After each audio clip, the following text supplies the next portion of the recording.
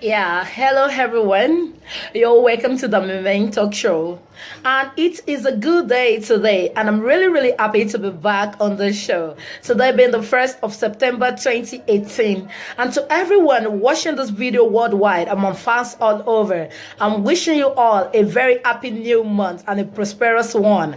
And I'm saying a very big thank you to all my fans for your loyalty and your support. Because without you guys, there is no The Main Talk Show. And I thank you, and I'm saying God bless you all. So today's episode will be brief, fully packed, and well, very interesting. The title of the series is On Becoming More. On Becoming More. And under this beautiful series, we'll be discussing a very important topic, which says life orientation about wealth that leads to poverty. Life orientation about wealth that leads to poverty. So kindly take a few minutes to share this message on your Facebook page or your Instagram handle to your friends so they don't miss out of this episode. Back to business. Regarding the current economic situation of the nation and the desire for progress and more achievement in our individual lives and businesses, people actually are devising all means to create wealth for themselves to the extent of endangering their lives in the process. Wealth creation is a very easy thing to do, but it sure entails some sacrifice. The sacrifices we know, but we fail to do. It is written in the book of Proverbs chapter 20 verse 13. Proverbs 20 verse 13 that love not sleep.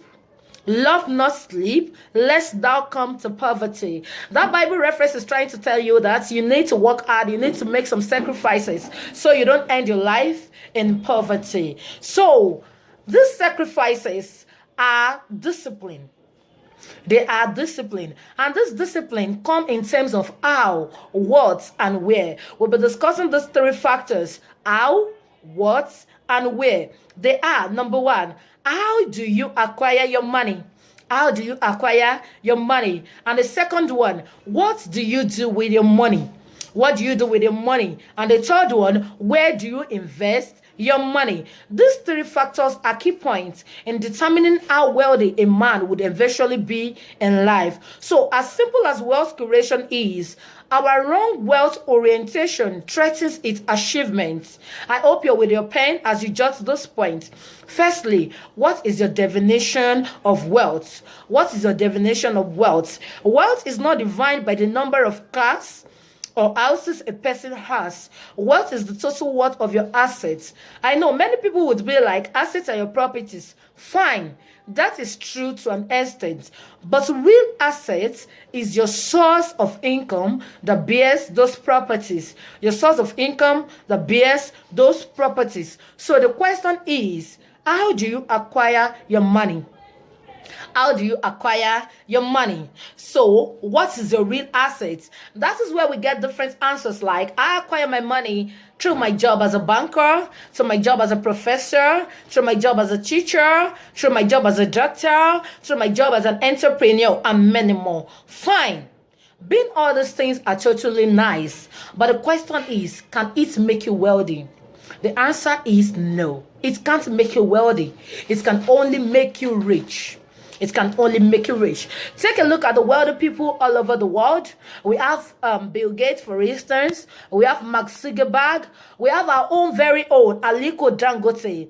This set of people, they are curators. They are inventors. They make things happen. And this is the secret the wealthy has that makes the poor getting poorer and the rich getting richer. Everyone created by God has been designated to do something. You have been designated to make things happen. We all have this inbuilt attributes as a curator. We can all make things happen when we discover our passion and pursue it. Even the Bible acknowledged this in the book of Genesis chapter 1 verse 28, where God told us to be fruitful, to be creative, and to live a life of purpose. Fine. Businesses will earn you money. But real assets would last a lifetime. Real assets would last a lifetime, even to generations to come. That is why, while working on your passion, don't be overwhelmed by the current gain that you get from that business. Don't be overwhelmed by the current gain that you get. Think about the future proceedings. Even when you won't be able to work again, would your source of income still be valid to produce more and maintain your wealth? The second point is there have been several wrong orientation about money, like money is meant to be spent. Spend it anyhow you want. Fine. Does that support lavish spending? No. And there are several other orientations, like there is one life. Enjoy your money now because you may never see tomorrow. I beg, spend your money anyhow you want, spend fine. All these orientations needs to be corrected if you really want to make it, if you really want to be wealthy. Do you know there is difference between being rich and being wealthy? So if you really want to accompany me on this journey of wealth, you have to correct these wrong orientations that you've gathered about money. According to the book of Proverbs chapter 27 verse 11 and 24, it says, a prudent man foreseeth the evil and eateth himself. Evil in that scripture doesn't mean this evil. It foresees that tomorrow money might not exist, so it eateth himself. For riches are not forever. For riches are not forever. So even though you want to actually make money, you have to erase the orientation that money will actually exist and exist every day. Riches cannot be forever. Fact is, you can't eat your cake and have it. That is where what you do with your money comes in. You know, we're discussing three factors: how, what, and where. What do you do with your money? That is where that question come in. Fact is, you don't spend what you don't have. You have to be cautious when it comes to your spending. Another secret of the wealthy is they save first, then spend the rest. They save first, then spend the rest. But the poor would spend first and save the rest and become poorer.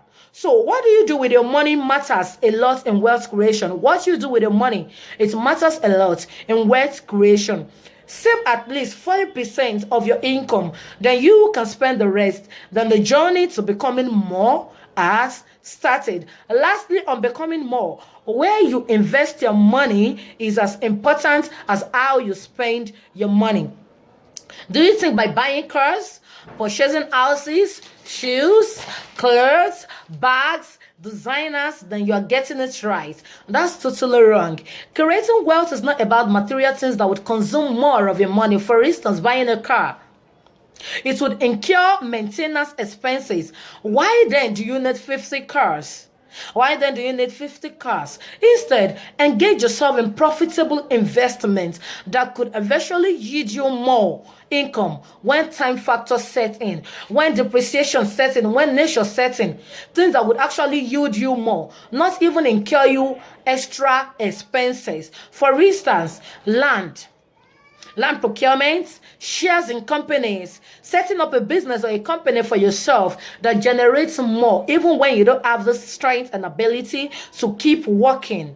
The idea of getting 50 cars for yourself isn't bad if that cars are going to generate more income, e.g. Uber services and many more services that can bring you more income through car businesses. Tonight, I'm saying thank you all for joining me. Stay tuned. Next weekend, same time. I hope you've all enjoyed this show. Please share this message to everyone. I love you all. Bye.